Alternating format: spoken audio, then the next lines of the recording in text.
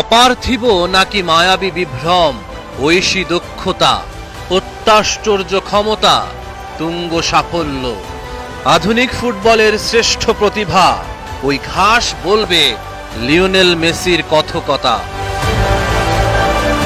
তার উঠোন জুড়ে এবারও বিশাল অঙ্ক, দেশের হয়ে এবার আরো তেজিয়ান ভঙ্গিতে আগুয়ান। চিরকাল যিনি ওই একটা স্বপ্নে মাতাল, স্বপ্নের আখরে যে চিঠিটা লেখা আছে ওর হৃদয়ের খামে। এমনই এক চিঠি লক্ষ্যে পৌঁছতে পেরেছিলেন আর্জেন্টিনার শ্রেষ্ঠ সন্তান, ফুটবল ঈশ্বর দিয়েগো মারাদোনা। ৮৬ মহাকাব্য রূপকথা যেখানে এঁকেছিল আরেক রূপকথা, নয়া ঈশ্বর মেসি গুরুর মতোই গড়তে পারবেন তো কীর্তিগাঁথা। ১৯৯০, ২০১৪ জার্মান মেশিনে বিকল হয়েছিল আর্জেন্টিনা। বেদনার রং নাকি নীল হয়, কাকতাল ছিল বটে। রোমে মারাদোনা, মারাকানায় মেসি, দুজনের গায়ে ছিল নীল জার্সি। সেকালে মারাদোনা, একালে মেসি, চোখের জলে ভেসেছিলেন আর্জেন্টাইনদের স্বপ্ন সারথি।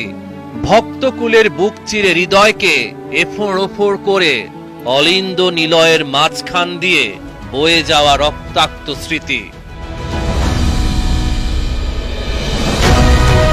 ২৪ জুন ১৯৮৭, হয়তো রোজারিওর আকাশে ছিল অনেক তারা, দিন ছিল সূর্যে ভরা, কিংবা সন্ধ্যাটা আগুন লাগা।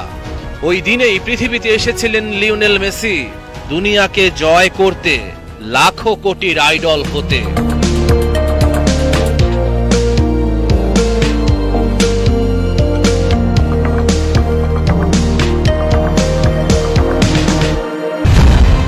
যত বড় প্লেয়ারই হোক, যখন দেখা যায় প্রতিপক্ষ তাকে সমান সম্মান দিচ্ছে বা ওর সমকক্ষ সেলিব্রিটি অন্য ফুটবলাররা এক বাক্যে ওর শ্রেষ্ঠত্ব মেনে নিচ্ছে, তখন বোঝা যায় কেন ফুটবল দুনিয়া ওকে কুর্নিশ করে।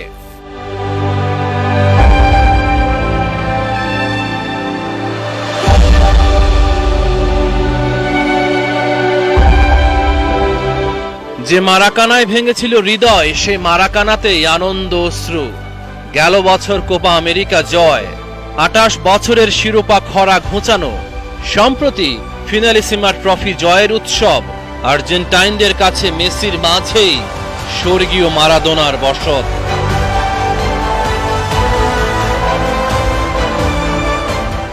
সব চোখ এবার থাকবে কাতারে, একবার বিশ্বকাপটা যদি ওঠে মেসির হাতে, তবেই তো তিনি উঠবেন পেলে মারাদোনার কাতারে।